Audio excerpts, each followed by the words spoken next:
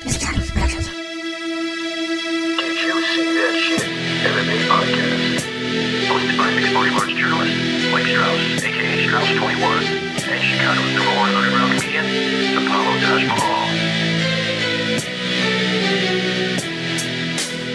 Thank you for listening. I am Mike Strauss, aka Strauss21, with Chicago's number one underground comedian, Apollo Taj Mahal. We appreciate it, guys. If you like the interview, and I know you will, be sure to go ahead and listen to the full episode. You can find it on our website, didyousseethatshit.com, YouTube, iTunes, Stitcher, Google Play, pretty much wherever you find your favorite podcast. Be sure to listen to the whole episode. We appreciate it very much, guys. I want to welcome Josh Emmett. He is the 4th ranked featherweight in the world, and well, guess what? He is not a surprise anymore. Everybody knows who he is. Everybody knows he's dangerous. He has a big fight coming up, FOX 28, February 24th. What's going on, Josh? Not much. I'm just wrapping up the end of my camp, and everything's going actually really well this time. So I can't wait to, get in there and perform again on the 24th. There's many reasons why I'm looking forward to fighting on the 24th, but the biggest one is just that you can make weight, so you can shut all these people up, because you've never missed weight before, and people want to make this an issue, and it's not. That's what I'm looking forward to. Yeah, and that won't be an issue. It's the last fight, it was on 3-week notice. I was sick, antibiotics, and I was close, but it was like you said, the first time I've ever missed weight, and it was disappointing for sure. But yeah, I'll make weight easy this time. So you're definitely not that guy. How have things changed for you, man? I mean, obviously, before you KO'd Lamas, I don't know if the average fan knew who you were, but now, man, everybody knows who Josh Emmett is. Yeah, no, it's I don't know, everything's kind of the same for me. It just feels like another fight, another day. I'm just back to practice, doing the typical things that I have been doing that kind of got me to where I'm at. The only thing that's really different in my mind and my eyes is that I have that number 4 next to my name, which doesn't really mean anything to me.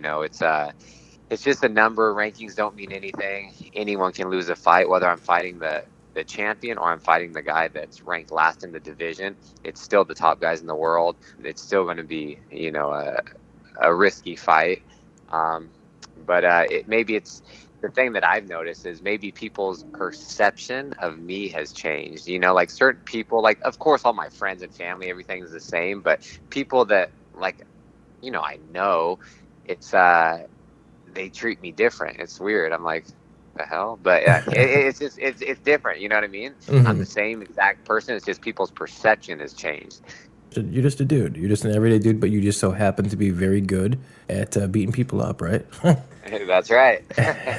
We talked about this a little bit the last time we spoke about fighters kind of picking and choosing their fights. You're not that guy, but you have ran into this. Every other day a fighter doesn't want to take a fight for this reason.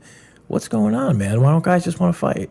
Man, I don't know. I understand that it is a business, and they are trying to make, I don't know, just smart plans and do things strategically. But, man, I didn't even know you could turn down a fight until I got in the UFC. I thought, the matchmakers call you and say, hey, this is who you're fighting, and it's a done deal, but I guess that's not the case. You're just, say you're locked into a 3 or 4 fight contract, you're guaranteed those 4 fights within the allotted time. So say it's like 22 months. But if you pick and choose and turn things down, obviously the matchmakers do not like that. Me, I just want to stay active. I want to compete. I think I'm one of the best fighters in the world, so I'll fight anybody, whether it be a 4-day notice or a 3-week notice or whatever it may be. And just like this, I got the Lamas fight. Nobody wanted to fight him, and I'm grateful that no one said yes, because I wouldn't have got that fight if someone took it. So I'm glad that went down. And then now I'm fighting, Jeremy Stephens, and he's ranked behind me. But like I said, rankings don't mean anything. I think he should be in the top 5. I still think this is going to be one of my toughest fights to date.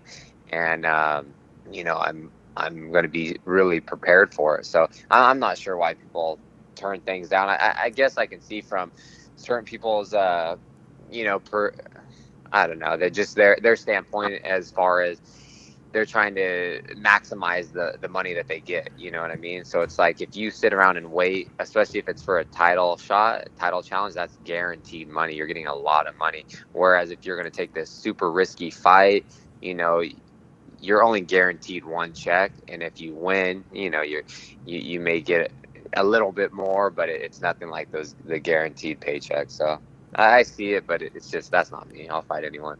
I guess you do make a lot of sense, though. I guess, those guys that are kind of, picking and choosing, but you're a fighter, and fans are always going to be drawn towards fighters. Mario Yamasaki's been in the news. I'm sure that the fight that he refereed with Shevchenko, some say it went a little too long. But what's the alternative? What do we do? Do corners throw in towels? I mean, as a fighter, wouldn't you rather have the ref let it go a little longer than stop it early? Yeah, for sure. And I think I actually did not see that fight. I was busy, but I saw, I saw articles and things about it. If that was me, I'm thanking Yamasaki or Mario for not stopping the fight. I tell all the refs in the back when we do the rules meeting, every single time they ask if I have any questions, and I always tell them, like, please do not stop the fight unless my head is bouncing off the canvas. Like, I don't want them to stop it on a flash knockout because I know we can take more damage if that is the case, or a few more blows, but I would hate to be in a position where I just got dropped and then they step in too early. So for me, I would love that. And yeah, that is up to the coaches in the corners. If you see your fighter taking too much damage, or, they can't defend themselves, then they need to, call the fight. Regardless, I think that's a tough job for the refs. They get so much crap. It's either they stop it too early, they let it go too long, and someone got hit 5 more times than they should have. It's like you're never going to be correct. So it's man, I like that. Like, I always tell them, like, don't stop it unless I'm completely out and I'm not coming back. Fighters want it like that, because you never know. You just never know. We've seen it time and time again. People do come back, and you're not out until you're out, right? You're never out until you're out. Real quick before I let you go, man, Urijah Faber's been in the news. I guess he's still in the USADA testing pool, leading a lot of people to think maybe. What do you think, man? Think Urijah might come back for one more go? I don't know. He's always in the gym. Like this morning, we were just in wrestling practice, and he's enjoying the retired life, and he has a lot of business ventures going on. So he's doing just doing stuff like that. But it's funny, like, he didn't warm up at all, and then as we're doing all our drills and warm up, he goes upstairs, he takes his pre-workout, and he's ready to rock when we start going live. So, and he's still got it. He's always in the gym. He's in the gym more consistently than a lot of not saying like the top guys, but just like people that sporadically come into the gym. That guy's still doing 1 to 2 practices a day, always in great shape. So you never know if I think he was approached with I don't know, not a favorable, but just like a good matchup, or a fight that got him excited, got the fans excited, and it had a good price behind it. I wouldn't put it past him. Yeah, well, that'd be exciting. That's for sure, man. Urijah. I mean, guys like Urijah, he has followings everywhere. Not just in California. I'm in Illinois, and I can't tell you how many Urijah Faber fans there are here. I mean, just everywhere. Yeah, he was just he's like he's a pioneer of the sport. He's the main reason why the lighter weights are developed and in the UFC, because before the UFC was just 55s and up. And so with the WEC it was 135 and 45ers until they opened up that 25 division.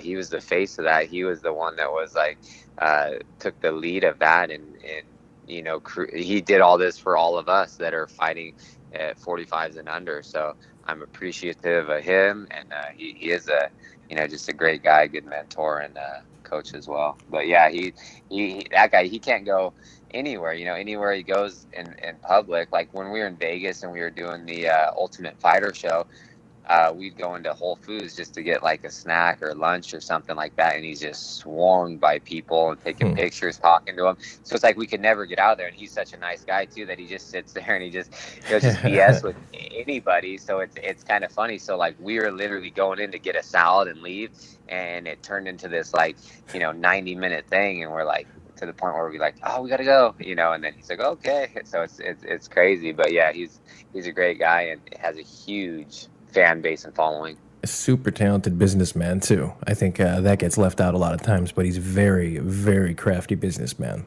Yeah, real smart guy. That's someone I would like to definitely follow in his footsteps. If you could, kind of a tradition here, if you could just say, this is Josh Emmett and you're listening to the Did You See That Shit podcast? This is Josh Emmett and you're listening to Did You See That Shit podcast. I appreciate it. Yeah, you bet.